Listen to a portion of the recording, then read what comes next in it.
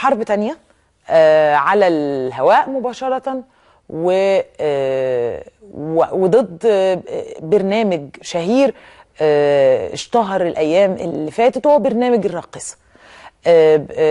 كانت في دعوة قضائية رفعت ضد القائمين على هذا البرنامج، وأخيرا محكمة جنح عابدين حكمت ببراءة الفنانة دينا والأستاذ طارق نور رجل الأعمال ومالك قنوات القاهرة والناس في التهمة اللي كانت موجهة ليهم. وكانت التهمة الموجهة ليهم هي التحريض على الفسق وانحطاط الأخلاق الأدبية المصرية بسبب إذاعة البرنامج اللي هو برنامج الراقصة. وطلب كمان المحامي رافع هذه القضية توقيع أقصى العقوبة على الفنانة دينا وعلى رجل الأعمال طارق نور. طيب خلونا ناخد أستاذ محمد خليل محامي قنوات القاهرة والناس واللي كسب هذه القضية بعد رفض هذه الدعوة. أهلا بيك يا أستاذ محمد. أهلا يا فندم. مساء الخير يا فندم. مساء النور، مبروك على الحكم.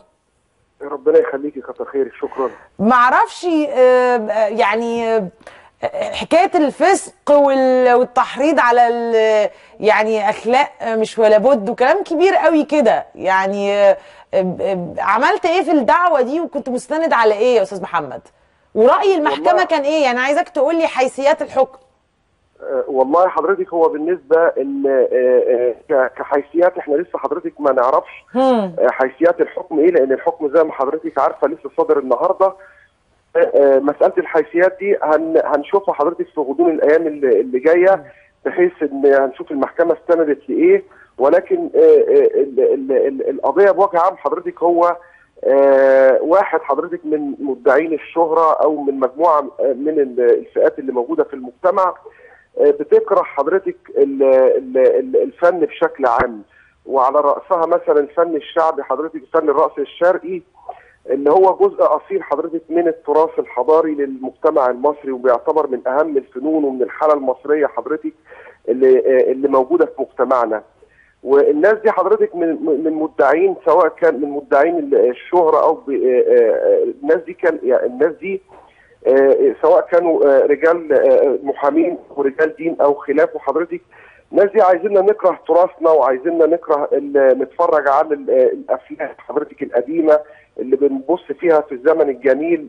طب هل المحكمه يا استاذ محمد اطلعت على حلقات من البرنامج وشافت؟ أكيد طبعا، اكيد طبعا، لان المحكمه تقدم لها حضرتك CD مجمع لحلقات البرنامج.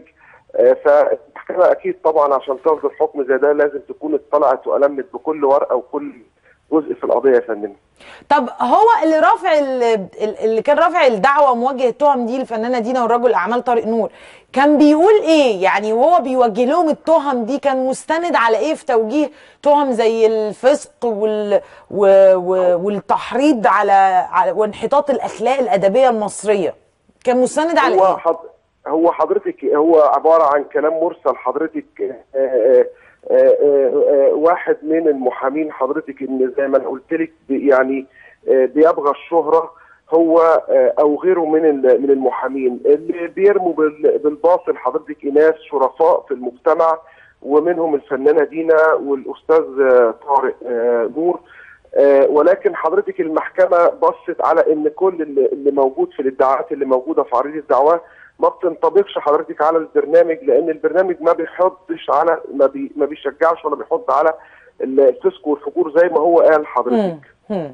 هل يعني الفنانه دينا راحت قدام المحكمه اخذت شهادتها او حاجه؟ لا يا فندم، لا يا فندم خالص. ها طب هل دار حوار بينك وبينها ان هي كانت قلقانه متوتره من الدعوه المرفوعه ضدها ولا لا؟ لا يا فندم، لا يا فندم خالص.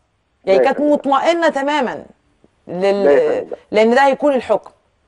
نعم. لا يا فندم، ما حصلش لا اي نوع من انواع الحوار. لا يا فندم، لا يا فندم. انا بشكرك يا استاذ محمد، شكرا جزيلا. استاذ محمد خليل محامي قنوات القاهره والناس، واللي كانت مرفوعه ضدها او ضد رجل الاعمال طارق نور مالك القنوات والفنانه دينا دعوه بتتهمهم فيها بالفسق وانحطاط الاخلاق الادبيه المصريه. محكمه جنح عابدين حكمت ببراءه الفنانه دينا ورجل الاعمال طارق نور في التهم اللي كانت موجهه ليهم من واحد من المحامين.